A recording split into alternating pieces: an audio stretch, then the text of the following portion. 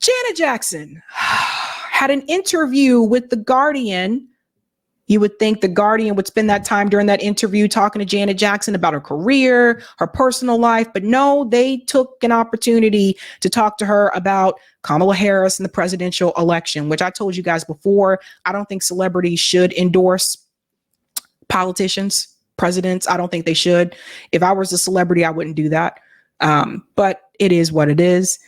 And Janet, Miss Jackson, if you're nasty, Janet decided to tell the reporter what she really thought about Kamala because the reporter brought race into the conversation. So this is something I have to say again. The reporter brought race into the conversation. Let's go ahead and get into this clip here. People are coming after Janet. They are coming after her, and I don't think it's cool at all. Let's dive in. Here we go. Okay, let's talk about Janet Jackson's escapade. And no, not the song. When the singer was asked about the prospect of America electing a black woman president, she said of Harris, quote, "Well, you know what they supposedly said? She's not black." That's what I heard, that she's Indian. Her father's white. That's what I heard. So once again, the reporter brought race into the conversation. It's not like Janet just started talking this thing. So Janet Jackson said, well, I mean, you know what they say? She's not black. That's what I heard. I was told that they discovered her father was white. Yeah, that's not true. But those words do echo Trump saying that Harris magically turned black. And yet it gets worse. When Jackson was later pressed whether she thinks America is prepared to see Harris in office, she said, "I think either way it goes is going to be mayhem." Either way. Jackson's comments generated outrage online until a credited producer on her upcoming documentary walked it back. Before that person was seemingly fired, leaving it unclear whether Ms. Jackson still believes that Kamala Harris isn't black and really is willing to tell her billions of fans that there's no difference between Harris and Trump. So let me just go ahead and chime in here. Because again, Joy Reid's job is to carry weight for the Democratic Party. If we were on Fox News, their job is to carry weight for the Republican Party. So let's talk about something here for a second. Janet Jackson did say that her statement would be coming from Randy, her brother, Randy, right? So when everyone was on social media and they said they made Janet Jackson walk it back and she apologized. And then there was a quick response. I think it was TMZ were the first ones to say, no. She did not apologize. And the person who did release that information from her campaign was fired because she was like, oh, what are you doing? I'm not apologizing. I'm not walking that back. Now, Joy Reid says, oh, how dare she give any insinuation that Kamala and Trump may be the same or similar. But that's honestly how many of us feel. And that's based on policy. You know, I mean, Kamala Harris is up there praising about getting endorsements from Dick Cheney. I'm supposed to believe this woman is different. She's applauding, you know, getting endorsements from and money from Goldman Sachs. I'm supposed to believe this woman is that much different. So they both take corporate money. They both support the police state, right? Are they really as much different? Maybe on some issues, but there's several issues where they are the same. The part where Janet Jackson said that she thinks either way, I think it will be mayhem. I totally understand where she's coming from about that, because the reality is you have these polar, you have Trump and then you have Kamala, right? And there's people who don't want Trump because of what happened during his presidency, because of January 6th, because of, you know, Orange Man bad, et cetera, because of the Muslim ban, because of the overturn of Roe v. Wade, like all that kind of stuff. And people see him as a polarizing figure. And then there's people who don't want Kamala Harris because they look on that side and they say, oh, that's woke politics. And she's talking about women and abortion rights and all that kind of stuff. And they see her as a polarizing figure. So when Janet says she thinks that there's going to be mayhem either way, it's because you can see them, both of them, as two polarizing figures. That's a big part of it. Now, that being said, both of them support Israel. You know? So we're going a little bit more here. It's a weird sequence of events, but Jackson is not alone.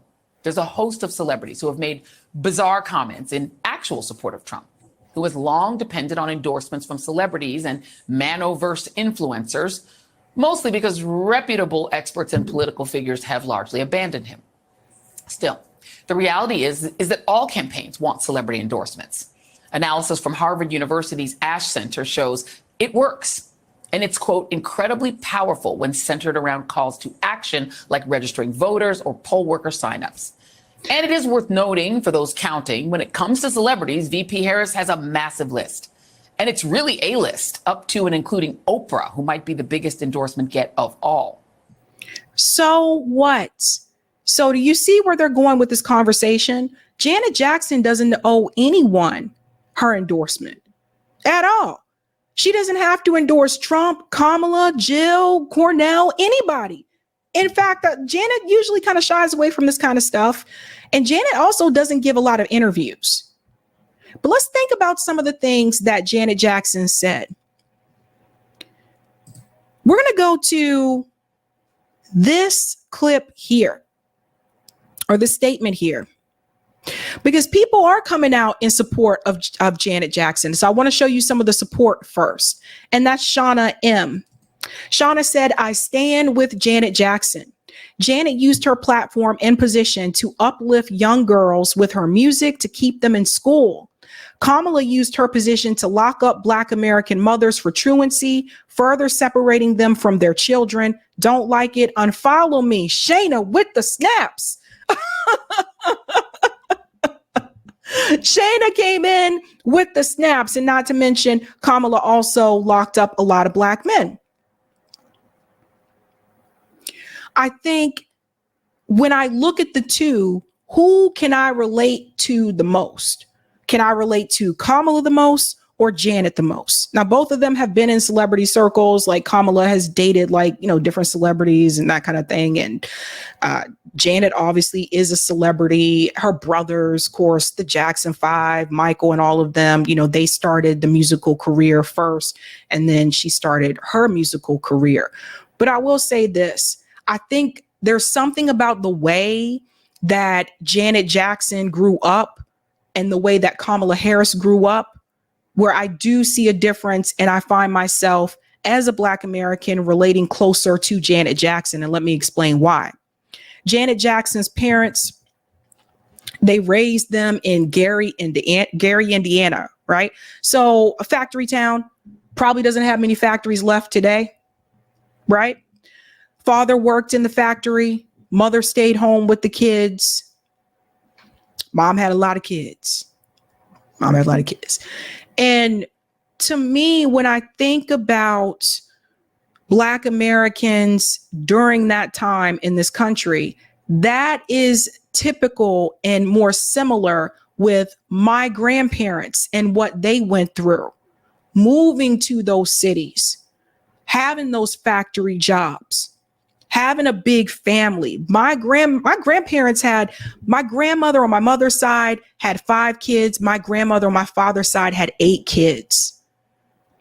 And so her story sounds more similar. It's more relatable to me. Now, obviously not the music part. I wasn't a celebrity, but the way that her parents, the way that they grew together, and that is similar to the story that my grandparents had. So I understand that. I identify with that more. I don't identify with Kamala's story the same. Kamala's mother came here with money. She came from a family that had money. She wasn't a lower class. And she came here with enough money to pay to attend a PhD program, and kudos for her. But I can't relate to that. My parents can't relate to that. My grandparents can't relate to that. My family, for the most part, was blue collar, and they had to work to get, to where they are today. So we do have different experiences there. So a lot of people were sharing this picture. This is so adorable. And they said, I'm with Penny. They said, fuck Kamala. I am with Penny. Because Janice said, I'm about to say what I'm about to say. And Janice said, she got her own mind. I've got my own mind. Gonna make my own decisions. Control. That's what Janet said. Control. So this is what more people are saying. Like, this is who we identify with. But not everybody. Because D.L. Hugley had to come in. And I don't think this was a fair criticism. D.L. Hugley said Kamala Harris looks the way she does because she has a mom from India and a dad from Jamaica. Janet Jackson looks the way she does because she has a plastic surgeon. Team DL. I don't feel that that is a fair attack. Kamala Harris didn't say, or excuse me, Janet Jackson didn't say anything about the way Kamala's face looks. What she said is that what she was told is that she's not Black and that her father was white. She just repeated what she heard. Now, D.L. Hugley had to hit below the belt and had to talk about, oh, you had plastic surgery and da-da-da. So very quickly to throw Janet Jackson, Black American musical icon, throw her under the bus to protect Bathtub Green's Kamala Harris. I don't understand this at all. This was very bizarre to me.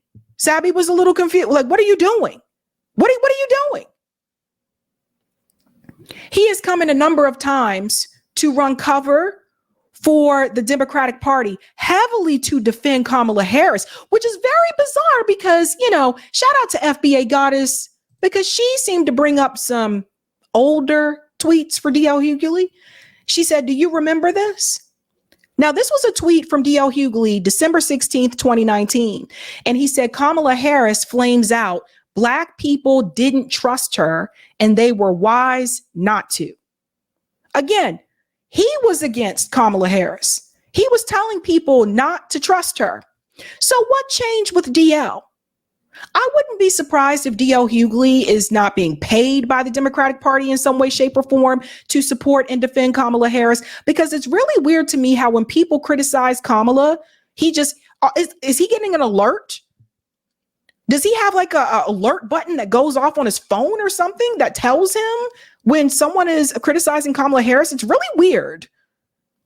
And I wouldn't be surprised about that. There are influencers that are being paid to support and promote Kamala Harris. So it would not surprise me if D.L. Hugley was being paid to do the same thing. I would not be surprised. Now, I want to show you, this was during a time where it said here again, when he was on MSNBC, voters ditching Trump for younger Harris. See comic D.L. Hugley absolutely roast Trump.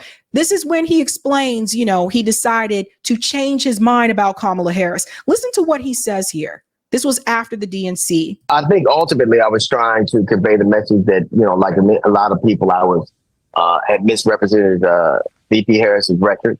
And I had this conversation with her, and I actually had it on my radio program. But when you did it, and I said then, as I believe now, that when you have besmirched somebody's record or their character, you have an obligation to make your apology as loud as your accusation. And there didn't seem to be a bigger stage or a better opportunity to do it in front of the whole damn world. So. But he never tells you what he was wrong about. He said things about her record that was incorrect, but he doesn't tell you what it was. And the audience just ate that up and just claps. And listen, we've gone over Kamala Harris's record before on this show. She has a very bad record when it comes to when she was a prosecutor. And we've gone over that before. But why did Janet say what she said? Why do people feel as though there's something that Kamala may not be honest about when it comes to the whole I am Black thing? it could be partially due to this. California's Kamala Harris is the first Indian American U.S. Senator. And California's Attorney General Kamala Harris has scripted history as she won the U.S. Senate seat from the state, becoming the first Indian American to achieve this feat. And certainly you could become the first Indian senator in U.S. history, which would be quite an accomplishment. Not good. You see that part right there? Now, you can't always control what headlines are going to say about you. However, when that reporter said that to her face and said, you will be the first Indian American, she said, knock on wood. She didn't correct him and say, I'm Indian and black. And for people who come for me and say, well, Sabs, you don't know what it's like, you know, people who are biracial, I have biracial family members. So stop. This, however, it is very apparent to me that Kamala says she's black when it benefits her. When she was running for Senate, she was described as the first Indian, woman senator if she were to win.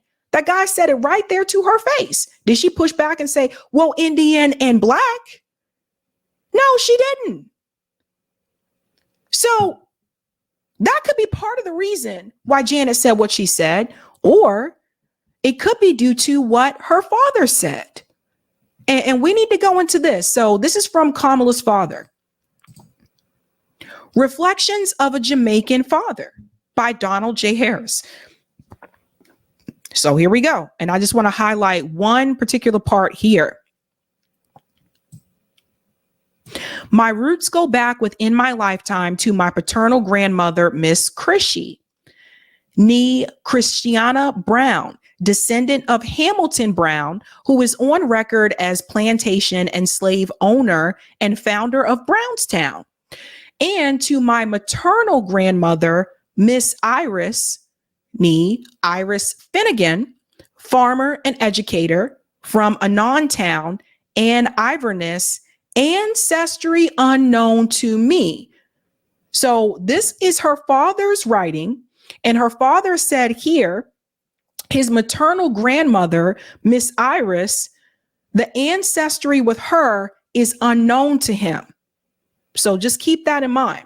The Harris name comes from my paternal grandfather, Joseph Alexander Harris, landowner and agricultural produce exporter, mostly pimento or allspice, who died in 1939, 1 year after I was born, and is buried in the churchyard of the magnificent Anglican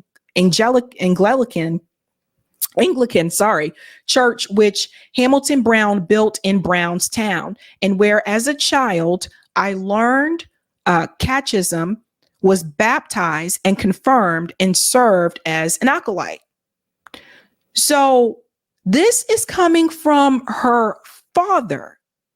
For the people who are like, where is this coming from? Yada, yada. And then I want to scroll down here. And this is a picture here of Miss Kesheev, right? So it says it right here below so people can see Miss Kesheev dressed up in her usual finery. And it says she's standing here at Orange Hill, St. Anne Parish, where I spent my elderly years. So here's a picture of Miss Kesheev.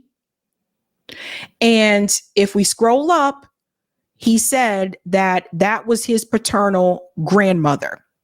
And then goes on to say that Miss Iris' ancestry is unknown to him. So I think what people have to understand, and I know people that are from Jamaica. I think a lot of times people think Jamaican and they think everybody from Jamaica has darker skin. That's not true. There's all different types of, different people in Jamaica. And so you could see Kesheev there. And then I want to show you this picture here. And this picture, it says Miss Iris with great granddaughter Kamala. Now, this is the woman where her dad said he did not know the ancestry was unknown to him. So there could be a mixture there. Does everybody understand? Right?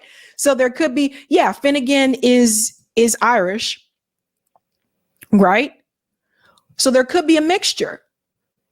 Not everyone that's in Jamaica has the same complexion. That's born in Jamaica has the same complexion, and people need to understand that.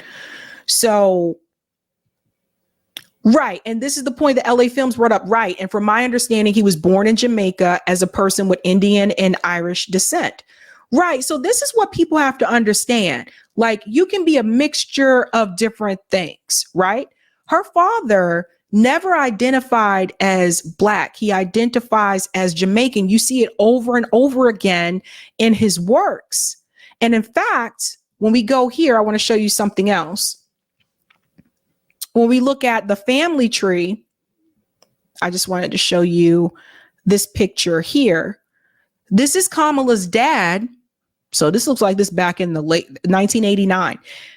Donald Harris speaking on an American University forum in May of 1989. So that's a picture of her father in 1989. Why am I showing you this picture? Because the picture that I continue to see of him is one that looks like it would be more of present day. And his hair is like very low or mainly gray. And I'm showing you this picture here, and it looks like he has a little bit of a little bit of a fro, a little bit of the fro kind of going on a little bit there. But it's obvious if you're going through the history of what her dad is saying, it's pretty obvious to me that he has mixture within himself. Like, he's not like 100% like African or anything like that. And those things happen, right? Someone had brought up Bob Marley. Same thing with Bob Marley. Bob Marley also is not 100%, of African descent. So just keep that in mind. Now, then we want to move on to this part here. I can scroll up and you can see when it shows the family tree, even in this picture here, that's her dad there too as well. So Donald J. Harris, again, there. So just keep that in mind, folks. So, right. But clearly, I think what you can see from this picture, I think we can clearly see that her dad is not 100% white. You see what I'm saying? But people can have a mixture like throughout. And a lot of that comes from slavery. Let's just keep it real. So now, we'll come back to this one. We're going to stay on dad here for just a second. Now, what's weird is that, and I don't want to get too much into people's personal business, but the thing is that her father seems to not acknowledge what is going on. There was an article from the Daily Beast or Daily Mail, I think, that said that it has been debunked that he's in Jamaica, that he actually lives in DC. They said he lives 1 mile down the street from the White House. So I'm really confused. Well, I don't understand why he doesn't want to be involved, but maybe he just doesn't want the spotlight. He will not take interviews. So if those of you are wondering, why doesn't anybody interview her dad? He does not want interviews. And that's his right. Lauricia said he denounced her. Oh, he denounced her. Oh, is this because of the Jamaican smoking the weed thing, the Breakfast Club? Is that it? Maybe that's it. I don't know. But there's something to be said for that, right? So that being said, at best, if her father is acknowledging that there is other mixtures there, Finnegan we know is obviously Irish, then her father is also probably either biracial or multiracial, which would mean that Kamala has a teensy bit of African ancestry, teensy bit. But I wanted to show everybody that picture because people were like, well, the guy, I want you to see what he looks like. Right. So that being said, the way that people came at Janet Jackson, and I'm talking like not just celebrities, but I saw white liberals come after Janet Jackson and say, how dare you? What do you know about anything? Attacking Janet Jackson's kids.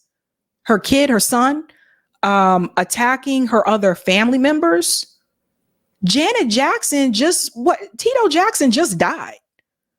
So she just, was trying to process the death of her brother. And people were coming at her all different types of ways. And I was like, holy smokes. And a lot of white people were coming at her that way. And I was like, oh my God, here we go. And what I want to say is this. Janet made it very clear that she has a right to have her own opinion.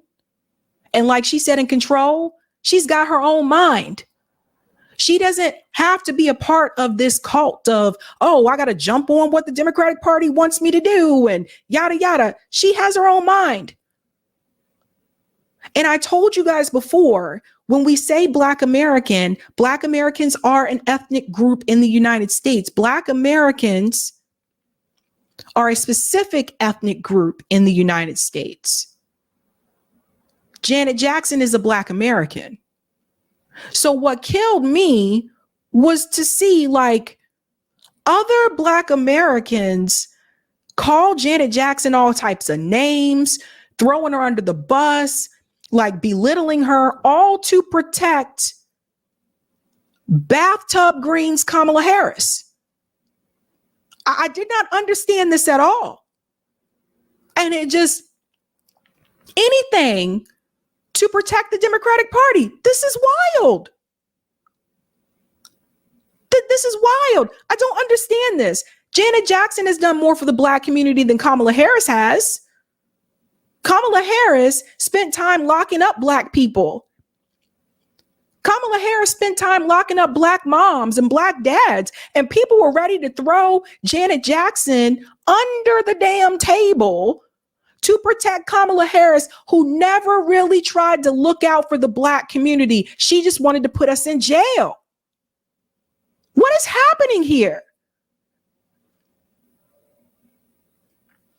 And you can tell, and again, I'm not trying to, Sabby love everybody, regardless of what culture you come from.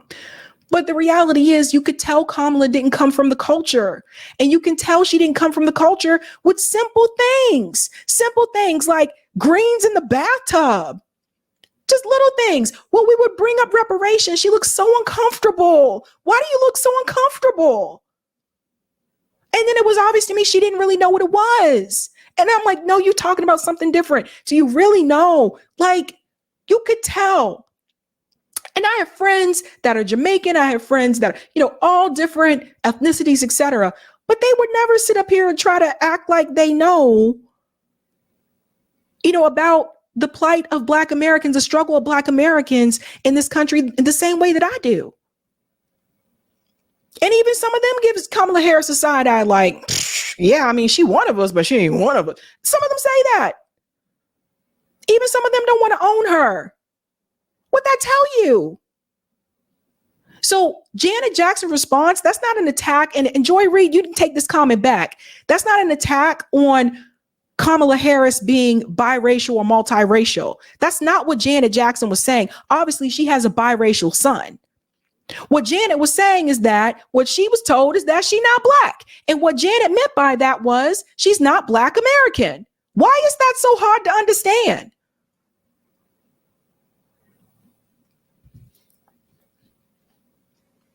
Something Janet Jackson did.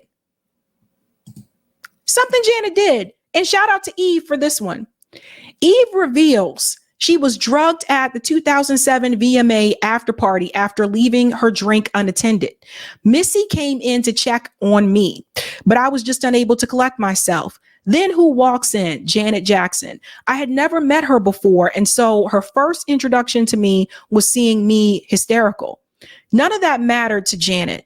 She actually just sprang into action and told people to get aspirin, water, hot sauce, and a piece of white bread. That concoction knocked me right out of my hysteria. So basically, Janet Jackson saved my life. That is coming from Eve, from her memoir, Who's That Girl? And there's Janet and Missy there. So what I want people to know is like, look, no. Well, we got to stop. I can't believe people were trying to fight for Kamala over Janet Jackson. When I look at Janet Jackson and I look at the way the family structure that she had, what her parents went through, what she went through growing up in this country from a family that had to deal with getting, reduced wages, even through the union, that had to deal with the Great Migration, that had to deal with these factories closing and people losing their jobs, that came from a blue collar town. I identify with that. I understand that. So we realize everyone's struggle is not the same. But what drove me crazy is people who do understand that struggle that were quick to just toss Janet aside to back up and support Kamala Harris. That's a shame.